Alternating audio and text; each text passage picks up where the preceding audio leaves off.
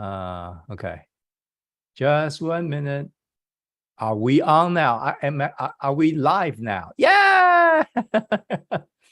Are we live now? Are we live? Hello, Passionaire. Are we live? Okay, I think we are live. Let me see. Are we there? Anybody online? We have 2 people. Yeah! Hey, hello, Passionaire. We just missed the first few minutes. Hey, today, on Thursday night, we're going to talk about 2 passions. One is interdependence, which is like, yeah, teamwork, all together, all are good. And the opposite of that is independence, which is I need my space. Now, these 2 passions are very intertwined all through our life. You will be shocked how they are so opposite, so different. But hey, but they are so almost like a twin brother and sister, or a twin brother and a sister, opposite sex, opposite gender. But hey, they are just so alike. And it's very interesting. And are you more really on the interdependent side, where you really feel like everything you do, you love to do that in groups, and you love to have somebody right by your side, and you enjoy so much, like, hey, make a circle, let's do something together, group project, yeah. But across the aisle, somebody else out there say, no, I want to get my stuff down. I want to be independent. Don't touch me. Let me just, no, when I say don't touch me, I really mean it. It's like, hey, I have my space. I need to keep that distance. So if that's the case, I operate the best. I will have enough breathing room to do this. So this is very, very crucial couple. And it's very, very powerful. And we all experience this through our life. And I'll maybe wrap up that toward the end. Everybody will go through in our lives cycles. We start with super interdependent, right? As a baby, we just need mom, right? We need incubator sometimes when we were born early. We need help, a team of people close to us. But as we get to the terrible 2, we suddenly jump to the independence. Say, hey, I want to have my own voice. I want to be living independently without my mom, my crib. So you can see that we really go back and forth in our own life. And then suddenly we become a teenager. We suddenly want to find our group of belonging, right? Who I belong to. And then suddenly when go past like adult or young adult, we start to find out independent from our group. The friends drop off. You start to find your possible lifetime partner to create an independent lives together.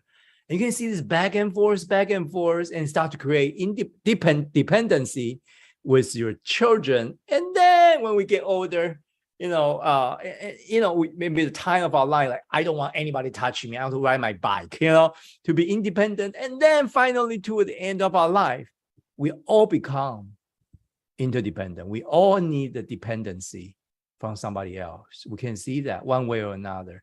So this is something we experience all our life, but just some of us may score higher, score lower. So I want to play a video clip. This is really thanks for Coach Joyce to really point this one out. It's from a reality TV show called Married at First Sight. I didn't watch this show. I know some of you loved it. Okay, already people start to say, yeah. Anybody who loved the show, please just on the YouTube say, yeah, I like it. Do you like the show? Like Married at the First Sight. So basically the idea is, I believe, based on a bunch of experts, and they start to look at a pool of people and pick up 3 to 5 couples they feel match the best. Instead of dating, instead of going through 3, 4, 5 years of hassle, figure it out. They just trust this group of experts, so they just married the first day, right? That's what I believe the case. And then they went on to a honeymoon, and then come back to really moving together, right?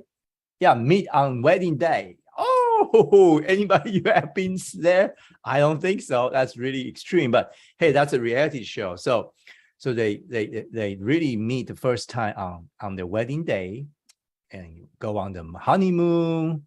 And then finally the big moving day that after all this, firework and it's cool food, ambient music and all that, gas and all that.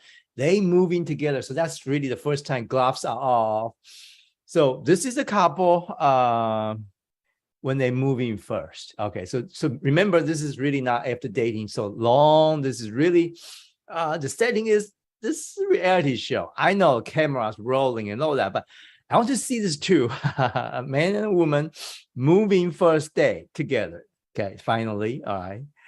Now, Prince, finally now live happily with the princess, right?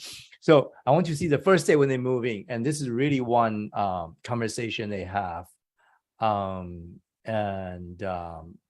We can watch this together. Hopefully we'll get you some idea. And hopefully we'll play, all right?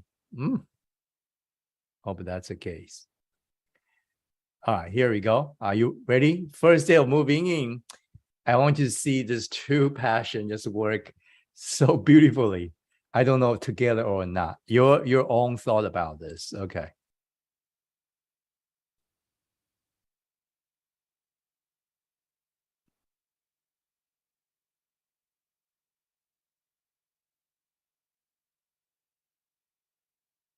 Oops. No sound? Ooh. Okay. Let's try it again. Sorry. No sound. Can you hear sound at all? No? Okay. Nah. Okay, let's try one more time. That's okay. Share my sound. Dun, dun, dun, dun. Oops. I don't know how to share this. Let me try one more time, folks. All right. All right, let me try one more time. Let me open the real file. In a way, give me a minute. Okay, now let's try this.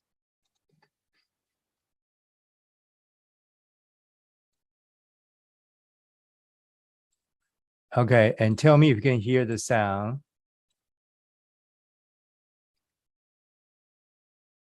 No?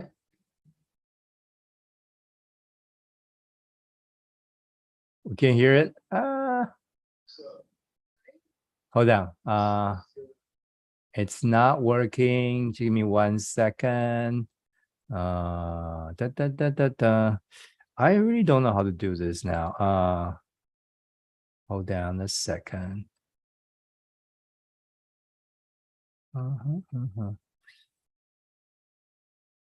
If we doesn't play, then we have to do something else.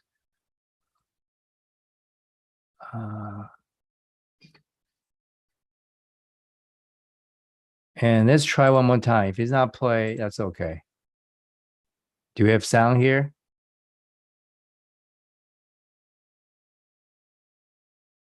Can the YouTube people hear sound at all? No, my bad. All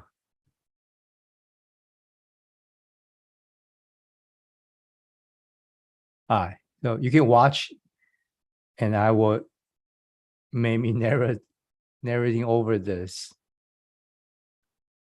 I probably need Joyce to help me. There's no sound. I want to look at the faces. Okay.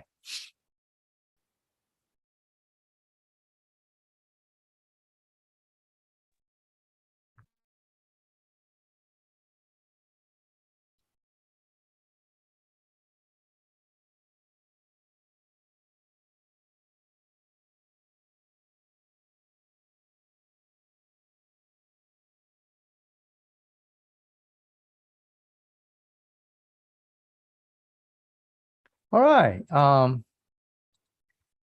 right. Sorry for the sound, but you see two couples moving the first day. Let me just give the background. All right.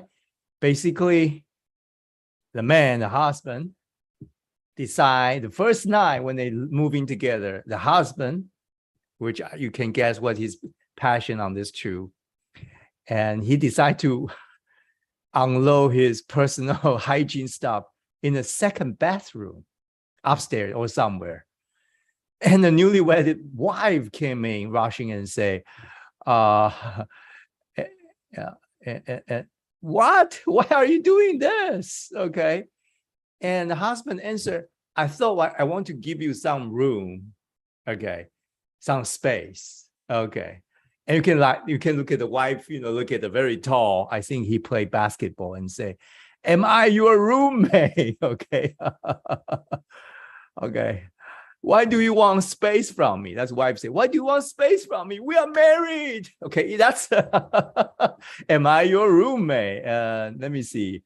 Yeah, the husband thought she needed space, but the wife is like, no, am I your roommate? Why you? And she's also said, I don't have sex with my roommates. Okay, all right. So this is really a. And from that point, you can see this guy, his name is Matt. You can see like they are living in one roof, but there's a space. Okay. Yeah, I mean, there are many other possible passion analytical stuff we can provide, but this one is very, very interesting. And you can see that picture is really, really interesting. Like this happened in a lot of relationships, that one side really, really need interdependence. And we are educated that way. Like, yeah, I mean, we are part of the team. Yeah, okay. But the other side of the story is some people are more independent than you think. And there is a difference. There's a gap between these two. And I can see this husband is like, because I need space, so I want to give you space so that I have my space. You see that? That's such a typical conversation that may not be communicated clearly in many relationships, where the independent people say, I want space, so I will give you space. Don't bother me, right? And that one sometimes it's just not accepted, or the other way around. And I've seen this over and over and over again. So let me explain this true passion in a little bit more depth here. Interdependence is a passion. It's a motivation that, in a way, you really, really get energized again when you work in a group. That means you love dependency with people. That means you either depend on other people willingly to not just to help you. It's not to help you. It's actually help other people. So it's a mutual, transferring of grace, of help, assistance, but to create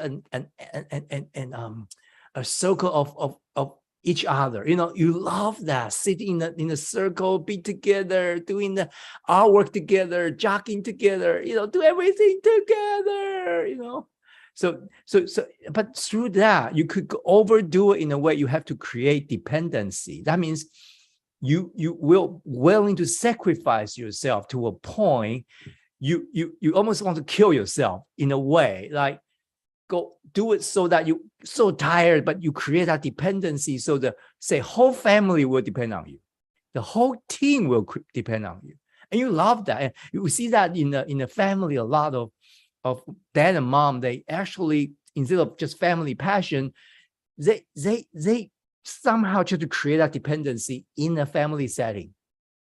So that interdependence become a sometimes burden to some of the members, because they couldn't do anything without the family. They couldn't do anything without a group. It's like, no, I have a person come to me and say, Coach K, help me. She worked in an all women's group, okay, from the boss all the way to all women. And this all women group, they're supposed to be very highly trained scientists. But the top woman, the director, she's a super interdependent woman. And to a point, this top-notch woman scientist and managers, they even go to restroom together. So, folks, I'm like, what? Yes, they are so synchronized. They even go to restroom together as a group. I'm like, okay, stop. You know, my number on independence is high.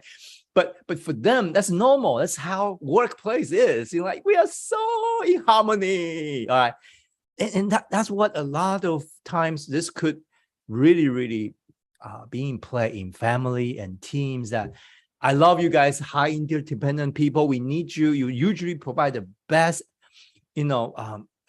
atmosphere and that environment. But if end up to be create a dependency, so people cannot live without it, sometimes become a burden to certain people who need their space. All right, so that's one extreme. Okay, and I see that play in a lot of stay-home mom, stay-home dad who, I mean, that their value really depend on the dependency they create. Okay, so if the family member didn't really pay attention or just drop a little bit of like, can I not attending this, they will feel offended, they will feel hurt and wounded, like, oh, okay. So that dependency sometimes really is great, but that's when you overdo it, that's what happened. All right, now people with high independence is another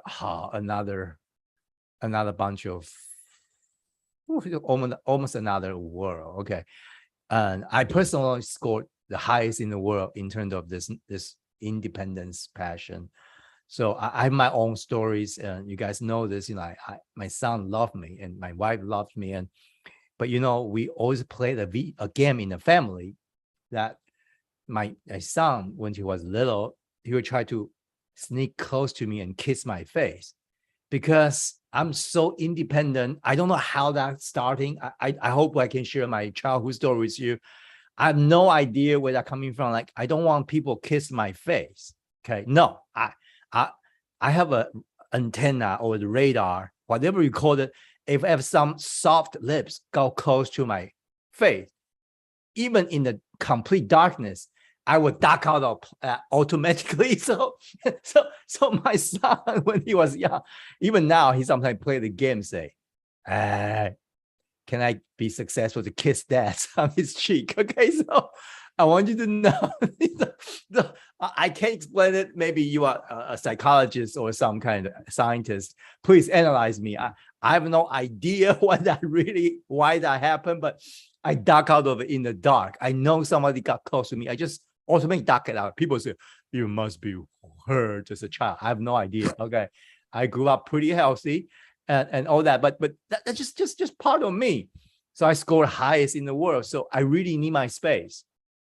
So and now my team, my family member, all really know that and respect that a lot. My wife my wife is super independent too, but I'm like much higher, so she really give me my room. Okay, so in a way, I want you to know people like me exist. Okay. So and I talked to some of the highly trained military people and all that. You will be shocked how when you train people like for example, people like Navy SEAL team and people who have to do like entrepreneur, and some of the highest trained military personnel, I look at their way of finding the personality to really fitting, especially the special force and all that.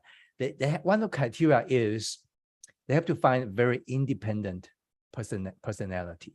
Let me emphasize that. They don't go out just look for like teamwork people. No, they should go out find people who can finish mission regardless what.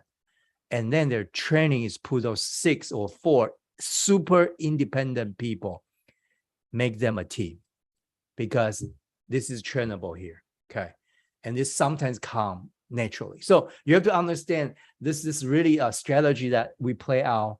And I work with a lot of entrepreneur. Every successful entrepreneur team, when they started, there must be one personality that's super independent. That means independent thinking, want to do something outside the box, doesn't mean expedience, but means independently. Okay. So and I don't know whether you have watched a video show called Extreme Home Makeover, right? And I love the show. The leader was called Ty, and he get a bunch of carpenters and designers go renovate a house, go extreme home makeover, something like that. And Ty, as a leader, you can see like he worked smoothly with the client and his partner, design the whole house, plan it out. But he always blocked one room. At the starting of the filming, the room was locked. He alone worked in that room. And nobody can go in, even the camera crew. Nobody know what's in that room. Nobody touched the design. He worked in that room. And then toward the end to unveil the new house, that's the day he opened up the house to show his independent work. I watch it, I said, wow, I find my twin brother. Okay. I'm highly independent. That's who I am. Actually, I love to have part of my work locked away. So that's where I could be totally independent. When I have that kind of satisfaction, I walk out of that door, I become Ty and working with other designers and carpenters and builders, and but then I still need to duck into that room, like, give me a space. So it's very mental, very physical. Sometimes it's nobody kisses me, but hey, folks, now my son has a much more success rate, okay, to kiss me here. I kind of mellow down a little bit, okay. So, but see, we go through cycles of this. So I want you to know these two passions, they are really working, I would say, hand in hand. Even though I score high independent, but I need to find my 15 minutes a day or one day a week where I could be super independent, do my thing. Okay, could be biking along the path, could be walking in Princeton with my wife, just two of us, independent. We don't talk too much, just walk. Okay, you say, if I could have married a very interdependent wife, she could have said this: am I your roommate? When we walk together, we should talk. Oh, thank God. My wife is like, let's walk, don't talk, fine. We both need our independent time. You see that? But if I could have, wife could be interdependent, then I probably get this ear for like, why don't we talk? Why don't we walk and talk? Okay, so you can see that. Am I your roommate, right? So you can see, but the other hand, independent people, you have to understand, interdependent people are the sweetest, the best supporter once you really answer their call, not just be their roommate, okay? It can be really their so-called partner, their teammate, okay? To do something together. They will enjoy that togetherness to a point. If you really provide that, they will be so satisfied. It's like, turn back to the sweet 16 girl, and maybe that she's already 50, but now turn back 40 years. And so I want you to know, this is a little trick that I want you to really, really understand this. Now, in terms of the learning and education, you'll be shocked how some of the system really emphasize on group work, okay? Group project. I have to say, I really 50-50 on that, because I really talk to young people who are more highly independent. They really feel that's a torture in a group project. You probably second that with me, because they feel they could have done it much more effective and then come out working with a group. So I really feel the so-called group project should be more designed on both ends. So people could still like Ty in the extreme home makeover to lock his own room and work on something and present and shock the whole world. That's fine. At the same time, come out and work, or other way around. Okay, so I want you to know, when you design a learning environment, and some young kids need to learn in a group, but some of them need to learn alone. Okay, so that need to be really factored into our education and learning situation. So yeah, so this gives you a very, very highlight of this two passions. So I like to take some questions if you're online. That also here, the coaching group, like, you have any question regarding these two passions? Yeah. Yeah, we have Coach Corny said this is where Clean G come from potentially. Now, it's very interesting. This is where the Clean G comes in. I see so many, I watch so many couples One of them usually are high interdependence, and that part usually be called too clingy, right? So be careful to use that word. We don't use it. We'll transfer that to be he or she is highly interdependent. Yes, thank you. But yes, you are right, corny, and that's where relationships sometimes he's clingy, she's clingy. No, that person is probably highly interdependent. Okay,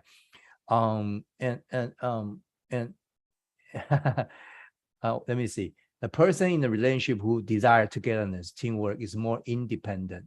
Is more what? Independent. Yeah. Those humans. So more independent human get bad rep. Is that what is it? More interdependent or independent? Corey, what do you mean? Who get I'm saying the more interdependent get the bad rep, right? Gets the bad rep of clingy or they're needy, things like that.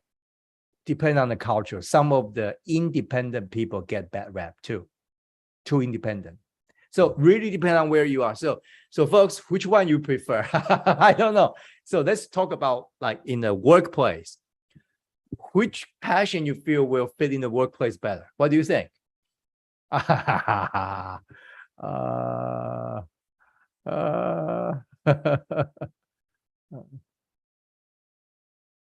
Yeah. So now, yeah, a very good question. You know, so in the workplace, really depend on the culture. Some of the culture just heavily rely on teamwork,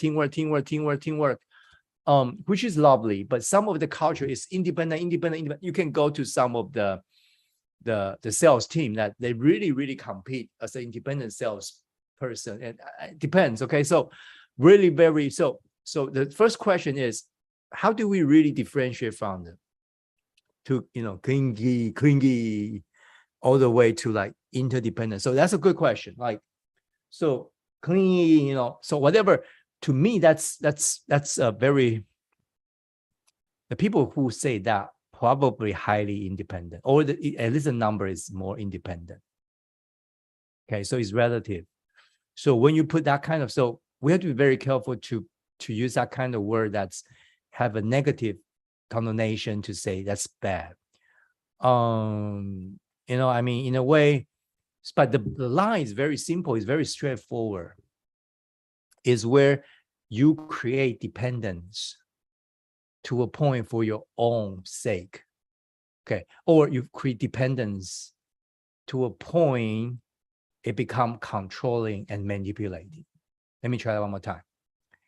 The line is where you create a dependency to a point you overuse your passion, it become manipulating and controlling. So that happened a lot. And that's become, and so that means you almost have to see the whole situation in the light of, do you have a lot more independent people in your group? Okay, so that dependency need to be carefully managed to a point, not become controlling and manipulating. Number one. Okay. No. So for example, that the couple we just show, right? I hope I can go back. I have time to watch this show. I thought this couple should be interesting one. I know, Joyce, correct me if I'm wrong. This show, after how many months they sit down to decide whether they want to really stay married? How many months after this? 3 weeks or three months? Anybody know that? Okay. So this married at first sight. Okay. After X amount of months, they sit down with a group of experts, 6 to 8 weeks, decide they want to stay married. The couple we talk about, there are other issues, okay, other passion conflict, but you want to guess they stay together or not? Take a guess. Let me take a sip of water. This couple, you think they stay together or not? One, the woman, obviously there are other passions, but I see a very strong, like, am I your roommate? Okay. Okay. And why do you have to leave a space for me? So you can see that she's definitely higher in the interdependence number, while the man, I think his name is Matt, is definitely lower on the numbers or higher on independence. You can see that first day they're moving, I need my space, but I say I want to create a space for you. You see that? Okay. So the same way with independence, If you are so independent, it become a way of isolating, of emotionally blocking. That's another form of manipulation and controlling. If that's the case, that's the way we draw a line. We have the room to be independent. I'm 2.0, the highest in the world. I have that totally independent time, but I have to walk out of that ties independent room, and the rest of the week enjoy the team, right? So you can see that's where the line is. And a lot of marriages, actually, people use the extreme of this both cases, become this build a wall. It's a build a huge, it's not even a wall. It's not a Cold War, or it's a wall, W-A-L-L, wall, that this party will keep saying something, almost like a nagging. That's a wall. Am I your roommate? They are called married single. But the other side could build a wall. It's just so, the gap is like a chasm, like you can never cross. So I see this happen, and especially when the marriage goes on for years, and that really need to have a common ground for this two passion to come together. All right. So hopefully that answered your question. All right. Let me look at the questions today. Yeah, I mean, we can have other passion coming, like acceptance. It could come in idealism, could come many other ways. But usually I found a lot of women, sorry, all the passionaire out there, a lot of women, especially when they create dependency in a family for a season, it's very hard for them to find themselves again. Okay, so they kind of lost themselves through that family dependency they enjoy so many years. Oh, the baby depending on me. I love it. The baby is 100% depending on you. Oh, cuddle.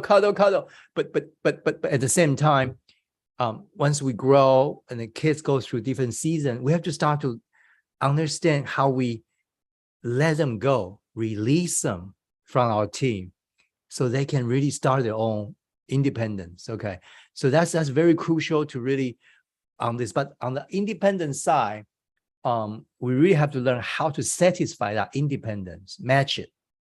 Okay, and then once you match it, like the ties room in the extreme home makeover, you come out of that room and you show your team that room, enjoy, celebrate together, communicate that way, so that you don't build a wall. Imagine the ties room is always closed, never unveiled to any camera crew. That will create a forever like, okay. And that's what happened. All right. Okay.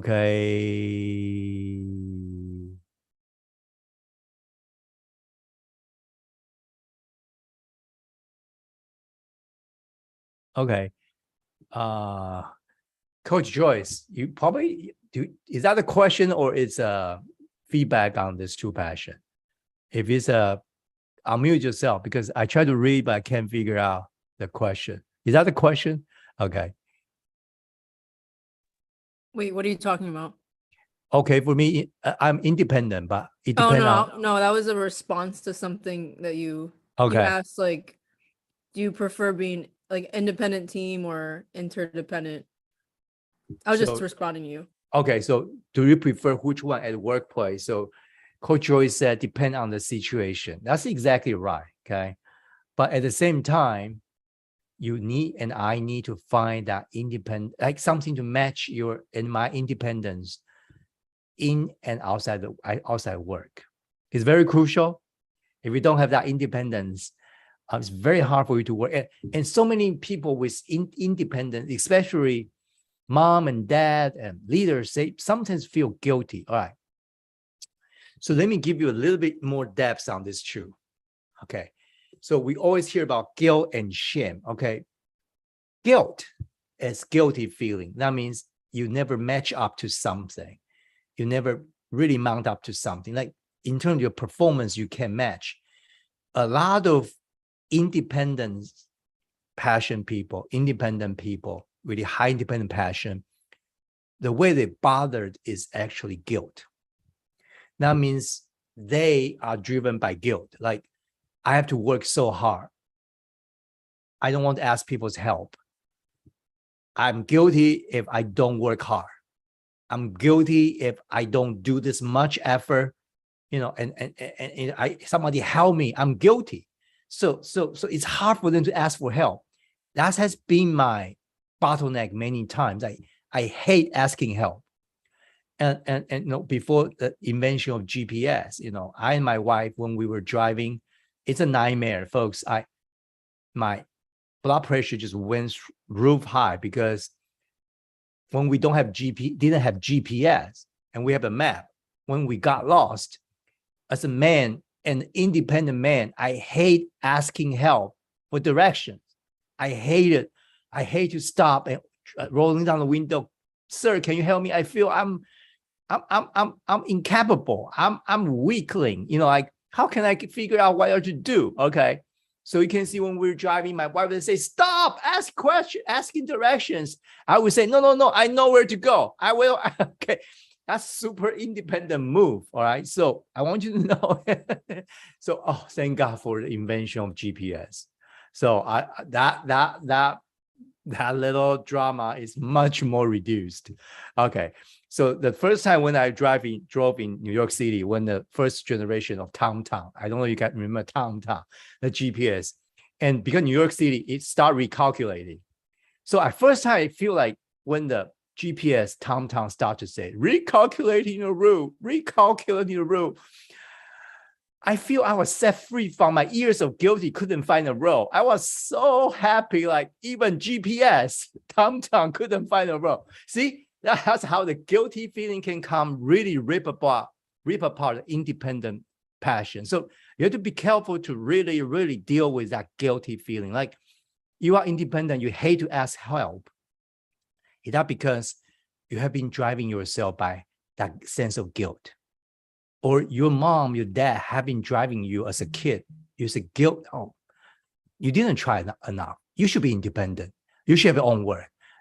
All that, you have to be careful of like the inner talk to really drive you to be independent. That's not healthy, folks. We shouldn't drive our independence by guilty feeling. Like, I need to be better. I need to do this myself. So you have to balance that. Okay. So just like me now, I still don't ask for direction because I have GPS. But so I want you to know. But on the upside of this is a bit of a deeper dive on this too. The interdependent passion usually are motivated by shame. Unfortunately, shame means collectively there is a standard expectation from people of the same last name. Dunn family expect you, see that, to really get an Ivy League degree, like your father, your grandfather, and grandfather, right? That's a lot of. It's actually more shame, because if you don't do this, you kind of become ashamed for that dependency. Like, it's almost like their legacy depend on you. It's a lot of that of expectation from a group, established interdependent group together. So it usually motivated by shame. So some of the society are so good at motivate people, shaming people. Okay, and be very careful. That's not how you become interdependent. So that's usually when you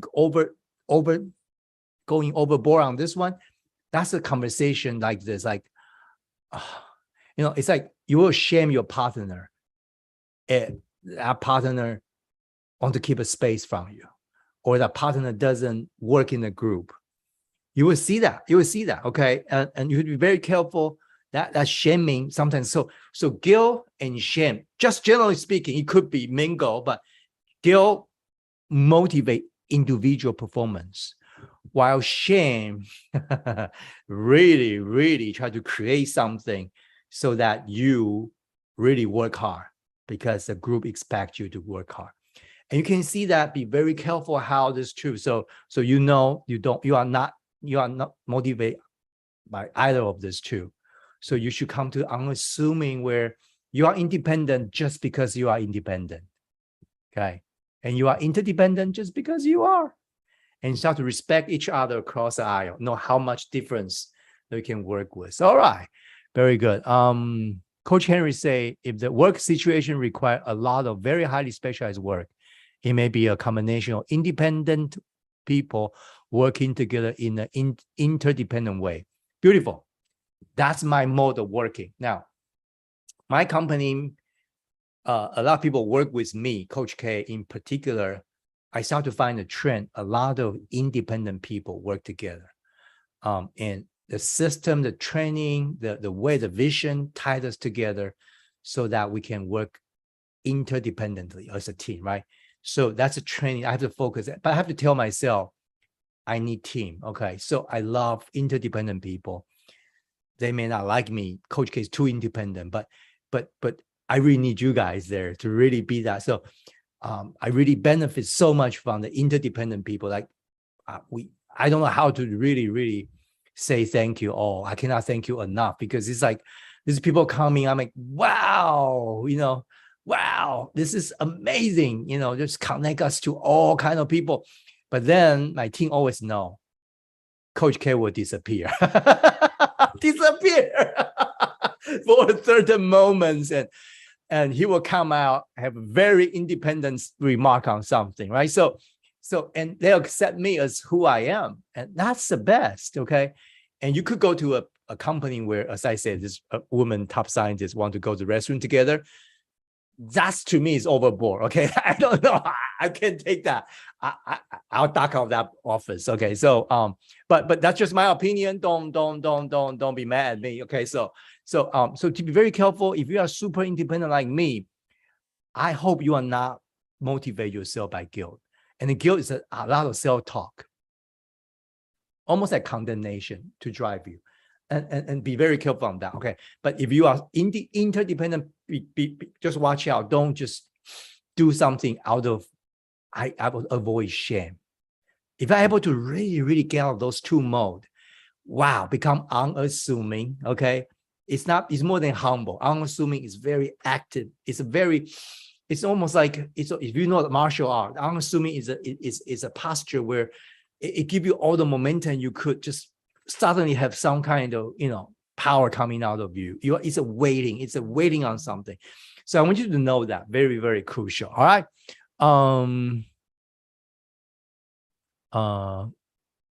Yeah. Okay. So the guy who we talk about, independent husband, was a professional basketball player and play overseas. Yeah. So see, he is alone. He could have gone many other way, but this is an independent young man that needs space. So that's something when we do pre-marriage PQ coaching. This is a big area, folks. Before you step into a long-term relationship, you can establish this understanding and language instead of accusing each other, use guilt and shame. That's a huge building part for marriage. This one, I've seen marriage fall apart because of it. I could almost predict what's going to happen. If this one become a constant, this is going to be a daily thing. This is what the couple come in and say, Coach K, we start falling apart. You don't start falling apart. You were never together from the beginning, okay? Because it's true passion. So if you decide to marry, I'm not saying, but at very beginning, this needs to be communicated on a neutral language. How can I keep your independence while we can build a togetherness?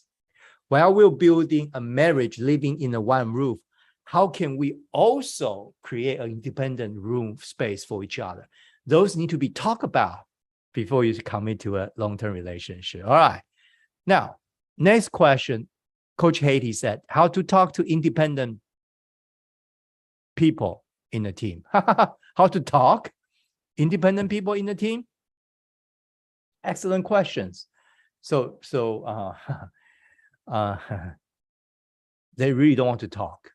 Okay, I'm sorry. So bad. Coach K, no, I'm joking with Coach Haiti. Coach Haiti is great. And independent people don't need talk. Okay. They need to think independent. So why they need a space is not, they don't want talking. You know what they want?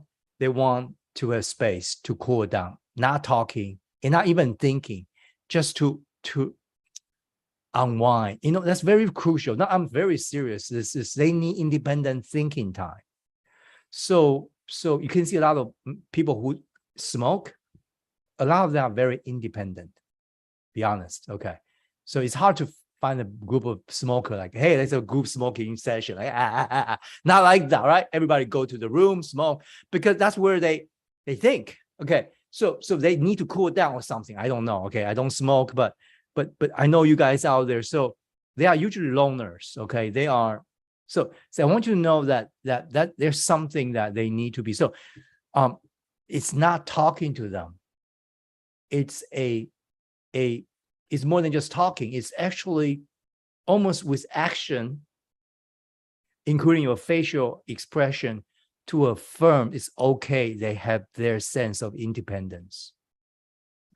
Once they are assured by that, and then instead of talking, when they are in that space, and try to evaluate how much space they need, how long, and how often. Once that pattern established, and then you start to give them that space, give them that time. And when they came out of that, they come out of that ties, independent room. Try to just to welcome them. Try to do something together with them without talking. Sorry, independent people don't like talk. It's very odd. Talking is, okay. So sorry, Haley, your question should rephrase to be how to not talking to independent colleague. Sorry. So I've seen this like high interdependent wife come to me, Coach K, I don't know how to talk to my husband. Don't talk to him. He's maybe independent. Give him a man cave, okay? Let him be there, not all day, but when he comes out, find something you can do together without talking. Doing the gardening together, cooking together, watch a movie without talking, watch an NFL team, a game together, something when you are together. Let him just enjoy that no talking together thing. That's the first step, okay? And then the next step, he probably or she will open up a little bit more. So this is a tough one. I'm super independent. And you can talk to my wife, and she's also independent, but she's higher than me number wise. So but I don't know. I'm very, very lucky that way. So maybe some of the highly interdependent people should speak up. Okay. Next.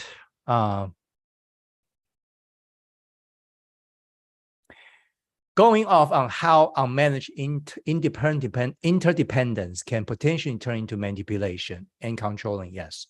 What does unmanaged interdependence look like? Yeah, that basically means you start to shame people. Okay. So conversation will sound like this. Look at other people's husband. Always spend time with their wife. Look at so and so. Why that happened? Okay. So you start to use a group behavior, accept the group behavior, and watch a movie. Look at this. Why don't you ever do that to me? So it will start to use this to shame, and then start to control emotionally by shaming. Okay. So this one happened a lot. Both sides of the aisle. Okay. Independent people not using to shame, guilt.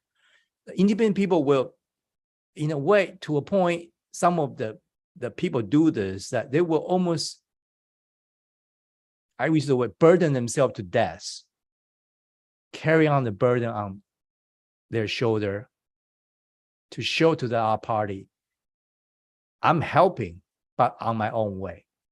So you can see a lot of people have that mentality like, hey, I'm dying for you. I'm putting a burden on me, but just, so that means workaholic.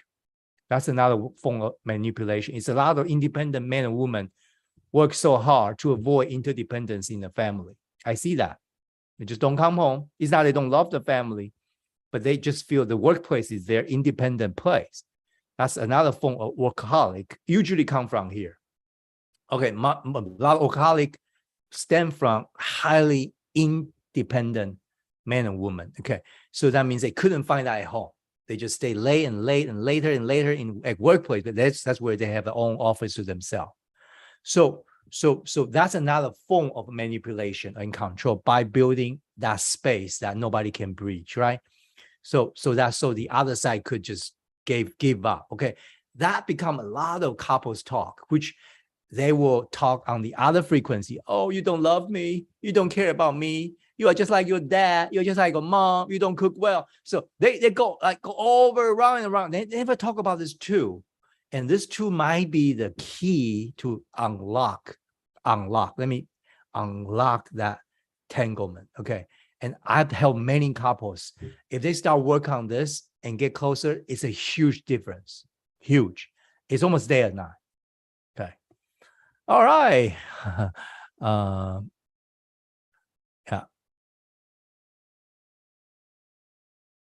Yeah.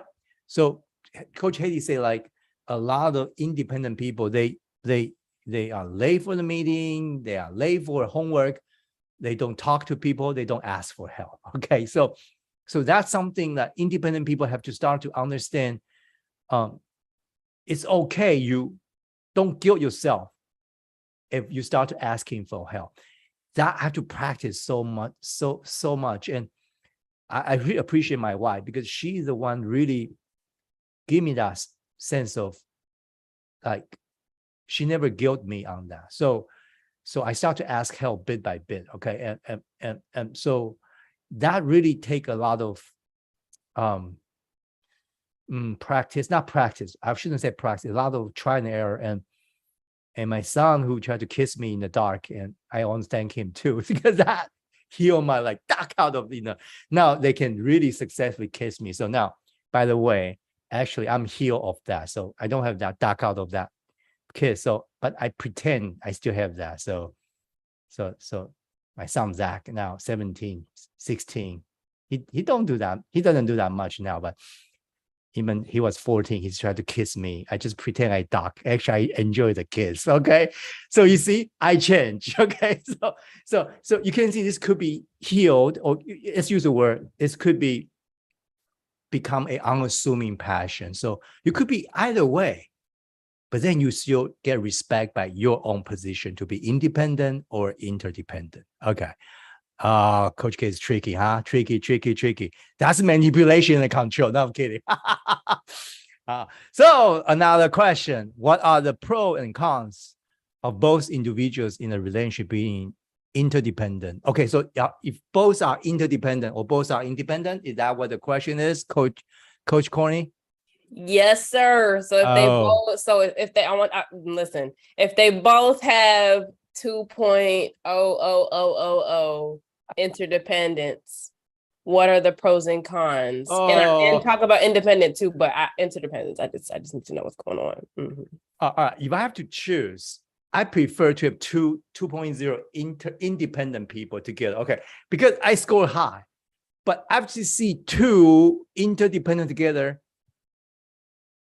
From my aisle, from my side, I don't know how the conversation would be sound like this. 2.0 interdependent people would be like a husband and wife, and husband turn like, honey, what do you think? And the wife would turn around, I don't have any opinion. What do you think? And husband would turn around, oh, yeah, I thought you do you have any opinion? So that could go on forever, waiting for the team to make a decision. Okay. It will be like infinite loop, almost like a replay of out of order, cassette or tape. You guys don't know what that is. Digital world don't have it. It's like replay. So I've seen that, like two interdependent people. And if it's a team that you have tons of interdependent people, nobody make no decision. Let team make the decision. Okay, that will go on forever. It sounds lovely, but that happened a lot. Okay, now, so that's why interdependent belong to, remember which quadrant? Connect quadrant. So you almost have someone have to, in a relationship, say, even so, I will be more independent to make that decision. So this is very crucial. But yeah, I also know I have coached couple who are too independent. that's another extreme. Okay, that's so interesting. Okay, but so I don't have preferences. Both extreme need to have a conversation and try to, be that team, be the independent, interdependent people. It's very, very true. So I know the American culture is always like, oh, we need to, I don't know, the education system today emphasize so much on teamwork. I don't know, folks. And that's somebody talked to Michael Jordan or Kobe Bryant. I forget. I see Michael Jordan like, oh, there's no I in the team, right? TEAM. There's no I in the team. And Michael Jordan or Kobe Bryant, I forget who answered this. But hey, there's an I in the win, WIN, right? So you see that this dilemma between these two. So I'm not saying balance. Balance is in the middle. No, it's unassuming. That means you could be extreme independent, extreme interdependent, but you need to really work on your own uniqueness and reach out to your team. So you are part of that. I call it a unassuming and nimble and flexible and hungry team to win, right? So that's the way I come up with a highly interdependent team. I always say, who want to win? Okay, because the interdependent team doesn't mean they're going to win all the time. Okay, but so the so-called very independent, like me team, I will come in to say, if you win but you lose your team, do you feel better? They will say yes, but when they go home, they will feel, wow, yeah, do you want to raise up a team around you? So those are the there's more question. Okay, let me go. Okay. Wait, can I add to that question? Yeah, sure. So so let me give you a scenario. So say if like I put Courtney here. All right, go ahead. So good evening. Okay. So thinking about like the pros and cons that you just shared, I'm also wondering, is it okay if, so say if there's a couple and one person is out with their friends and a friend asks to borrow like $600 because they late on a bill. Mm-hmm. Okay. And the friend is like, I gotta go back and talk to my husband or wife about this before I give it to you. Versus them saying, yeah, go ahead. And then going back and telling the person, right? That's okay in terms of like interdependence of saying, hey, I need to go back and consult with my husband or wife because this is a larger sum of money that you're asking me to give, right? That's fine as far as working together to make a decision. Well, this is very, very complicated scenario you are asking. Oh, is it? Oh, it is. It's not as simple as you think. All right. So if that's the case, I would borrow money from you, Courtney, and Courtney say, I'm an interdependent people. I want to ask my husband. Say, I know you don't have one. Yeah. So I want to make it out there publicly. Okay.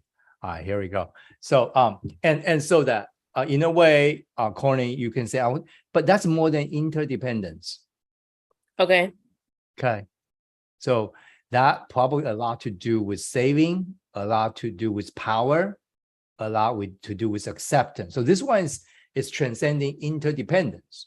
Okay. But the question should be when a couple or a team want to make a very important decision, or just a decision to get the things moving forward. The highly interdependent team or couple will have to wait forever to make decision because they don't feel the team reach agreement. You see that? Got it. Okay. Okay. If you couple that with acceptance, that team will never reach agreement. So that will be almost to a point, it will be sometimes dominated by the situation, dominated by time, like last minute, so they will actually drag to the last minute. Okay. And you will be depending on the outside will actually come in to decide for what need to be done is inside. So that means this one will usually flow with whatever is going. Okay. Oh, wow. Okay. So nothing wrong with it. It's just when you are making decision for something that doesn't really matter much, wonderful. But in a very crucial business decision, marriage decision, this could be a long procrastination. Like it will procrastinate forever. Okay. So but that's not a bad thing. Something just, I don't know. I mean, this is really so now people say, Coach K, you don't like interdependence. No. I have a lot of highly interdependent teammates right now. So good. But I want you to know, when you have that kind of culture, you have to be very careful what is going to do, what's not going to do. All right. So Connie, that's a good question. So, but the question should be like, should we spend $10,000 for a honeymoon? Should we spend $10,000 to buy a house? That kind of big decision in a couple, in the interdependent couple, that sometimes will procrastinate until last minute. They have to do it. Before that, it will be back and forth forever. Gotcha. Okay. You see that, right? Thank you. Good. All right. Thank you, Courtney. Anybody else? Say, oh, that's more. All right. What? This one gets so much? Okay. How much interdependence is too much to independent people? Okay, Coach Haley tried to understand people across the aisle, right? So from interdependent people, what did the sign from the independent people say? What? Too much. That's a good question. When they don't want to talk to you, that's already too much. Okay. Sorry. When they shut down conversation, like they could be in your presence, but the words coming from here and coming from here, that's probably the sign it's already too much. Okay. So even like I'm listening. So that's why my wife always say, are you listening? Because my independence already shut up, like, yeah, I'm listening, I'm hearing you. No, I don't. So when they do that kind of facial expression, like blank or like that's kind of too much already. Okay. So that means that person need to really, so I in my family, my wife usually give me, like we walk in Princeton for 45 minutes. Sometimes we talk, sometimes we don't talk. She's okay. I put on the headset, walking with her. Some of the highly interdependent people were like, you don't love me. You walk with me. You put the headset. My wife has no problem. Okay. We both independent walking and we pull off, talk a little bit. So, you know what I'm saying? Like, so I love it. So that really give me a time to be myself and also with her. Okay. So I want you to know that's how much. And so it's really not you are independent or interdependent. How much can you give the other person that room to be themselves? Okay. All right. Yeah. How to communicate with them. So it's not just words usually shut them down, but how to communicate with gestures, with space creation, with I don't know. I mean, visual, with something. So you could communicate much more effective than just, let's talk. All right. So just so you know. Okay, good. Do guilt and shame work same way in other PQ, like independence and interdependence? No, this guilt and shame are highly manifested through these two PQ. So we can study many cultures, okay? I mean the people culture, like Asian, I mean Chinese, Indian, especially Japan, Korea, maybe, I think so. They are highly trained. The culture is highly, how should I say? It's a high cultural value on interdependence. Okay, Japan in particular, all right, China too. So sometimes they put some other names like family, last name. Okay, honor, family honor. Okay, you can see that how it works, and it's a very effective way to motivate your young people by using shame, appealing to their interdependence. Very effective, super effective. Okay. And unfortunately that become a norm and a easy way out to motivate our next generation. Okay. And so that's one. Now, in the Western world, influenced by Roman Greco type of culture, you can see the culture is more leaning toward independent, where guilt, your individual performances, it foster like individuality. It's like as an individual, you should have this. So that's why I always say stop sign work for America, doesn't work for China. You can put a stop sign in China. It's not going to work because if it's not called by the group, a stop sign doesn't exist. Okay, so and people will drive it through. Okay, no, seriously. So I want you to know that it's this very different way of motivate people. So you have to be very careful what culture you grew up with, and not become an inner talk often. That's how you motivate yourself. Get yourself up to work every day. Get yourself to change. Get yourself to go over the hump. You will see that kind of inner talk. Is that guilt or it's shame? So compared to other passions, guilt and shame work much more effective on this pair of passion. So I want you to know this is very, very crucial to be able to discern this, so you won't get how should I say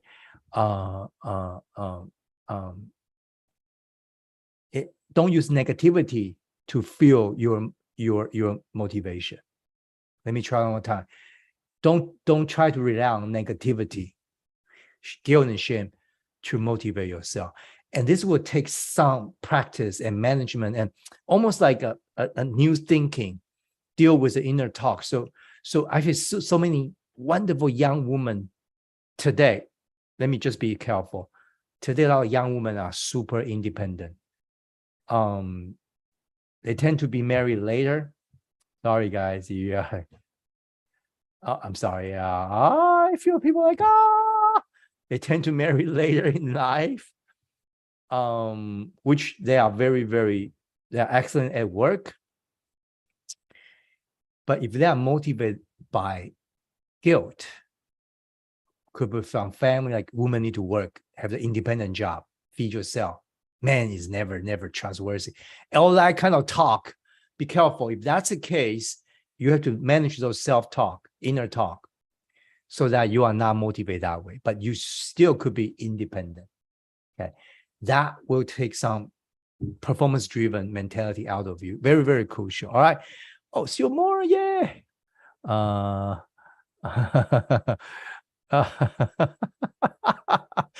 Somebody, Alex, who just got married. I'm watching. Wow, Esther, I love this newly wedded couple. All right. Here we go. How does -2 social contact with positive interdependence look? Oh, that's a very good question. You score very high interdependent but minus social. That's wonderful, wonderful thing. But the negative social contact require a long time. Yeah. The negative social also needs some long time, but it's very different. The negative social is almost today, we call it social phobia. I don't want to make a direct connection, but it's almost like when you step into a new phase, new group, you like very nervous. You don't want to go there. Okay, it's very different. It's like it's more than shyness. It's like almost a social phobia. Okay, but independent people doesn't have to have social phobia. So independent people can come out still social. They don't have that fear. They just need their space. So they know how to create space in a big social setting. You can see those people there. They are in a big group, hundreds of people. They still create their space. They are very good at that. Okay. Now, if you are low social and high interdependence, that's a wonderful combination. Wonderful combination. You know what I mean? That kind of people usually have one or two very good friends, or need to work in a very, very interdependent group, like a sister group, like how do you call this? The dog shelter, animal shelter. That person will go to animal shelter, work every day for 8 hours. Don't talk to anybody. Okay, just talk to dogs and cat and what else said in the animal shelter. That's an interdependence. Okay, work with the team, but not new people, you know. So and that happened. So that's okay. Okay, could be either way. All right. Is that indecision? Which one? Okay, Coach Andy, is that indecision interdependence or low power? Oh, that's a good question. So the interdependence or low power, it could be both, but I'm saying 2 highly or 3, 4 highly interdependent people. For example, that group of women scientists in a pharmaceutical company, they all go to restroom together. Do you know, it's a horrible thing to make decision. If a group have to go to restroom together, do you know how difficult to make that decision when to go? Can you imagine that? Can you imagine it one more time? Okay, so it would take a high power people in that group to say, let's go restroom, right? So that means you need a high power people there to really finally say, let's go, right? But they will look at each other like, if she's not going, I'm not going. You know what I'm saying? I could wait, you know. I'm sorry. This story is real. It's real workplace stuff. Like it's still my nightmare sometimes to really hear a story like a group of women, professional women, have to go to restroom together every day at workplace. Sorry, folks. So it's like, sorry. If you work in a place like that, you know what I'm talking about. You know, but sometimes, you know, so yeah, I think it's probably interdependence with nobody want to be high power mode. That's what it is. Okay, so you are right. And Coach Andy is a couple with interdependence. But if someone is high power, that person usually make that decision. In this group, that's a boss, a woman boss. Let's go. Everybody just go. Everybody come back. Sorry, that's still my one of my nightmare. Okay, like to imagine a workplace like that. So, but anyway, oh man, I hope they are not watching. Otherwise, yeah, I'm in big trouble. Any more questions? Okay, yeah. Yeah. So no, interdependent people could be high power, low power, either way. But interdependent sometimes just become a you know. Don't take me wrong. Interdependent people are so needed, folks. If the world is a bunch of independent people, that's just terrible place to live. Okay, the interdependent just make the marriage better. No, I'm serious. It just how should I call it? It's like the home just warmer. The ambient just better. Okay. Oh, seriously, independent people just cold. You know. Sorry, guys. You know, be careful. All right. So, but so there, we have to watch the boundary, how we should manage. Okay.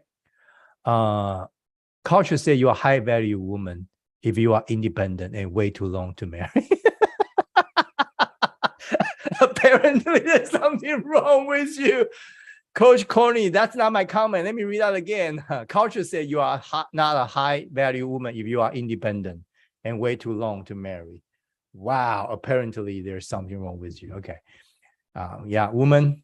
Now, I really think to build the togetherness doesn't have to be interdependent or dependence. You can build togetherness on curiosity. You can build togetherness on beauty. You can build togetherness on acceptance. So you have many other passions to build that togetherness. It doesn't have to be this thing. Okay, so just so for your reference. All right, so we have somebody have tears in their eyes. Laugh so loud. So all right, folks, this is a pair. I hope you guys have a little bit deep dive today. And are you more, or are you? So don't just get a number. Think about the person in your life closest to you. Your spouse, your children, your team, your partner. Some of you, your pastor, your boss, your minister, or even your neighbor. Some of the neighbors are highly interdependent. Oh my goodness, They want like a block party every month. I hate it. Okay. So no, yeah. I mean, they want interdependent no, once a year. That's good enough. Okay. So so think about people around you. It's not about which side you are. It's like how much difference you have with that person. Is there any way you could communicate without guilt and shame? Can you tone down the communication, words, behavior, facial expression?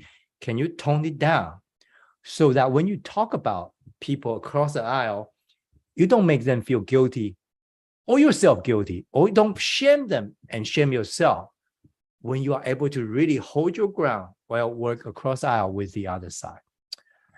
That's a big lesson I learned in my life. I have a global team, and now we have more and more interdependent people join the team, and I enjoy a lot, folks. But I have to learn a lot from them too. At the same time, they also know Coach K need a ties special room in the Extreme Home Makeover project that nobody can get in, no camera, nobody know how the design is until it's opened. It's open until it's open, and you have to trust that person will open. You have to do that. So that's something I hope you understand. So how do you know if your independent is too independent? Okay, on this side, how much more you know the independent is too independent? When you become too independent, the line is too independent. Well, actually, case by case, depending on who you work with, that's where you draw a line, right? If you are too independent in a relationship, the signs usually come like this: is you prefer to be alone. You enjoy loneliness. You not willingly, but kind of enjoy in a negative way. Like, I enjoyed it. You try to force yourself to enjoy it. You start to spend too much time alone, and you want to get things done quickly, effectively, efficiently, so you don't bother anybody. And you start to feel very guilty to ask people's help. Those are the signs you are so independent. There's something wrong with you. Okay.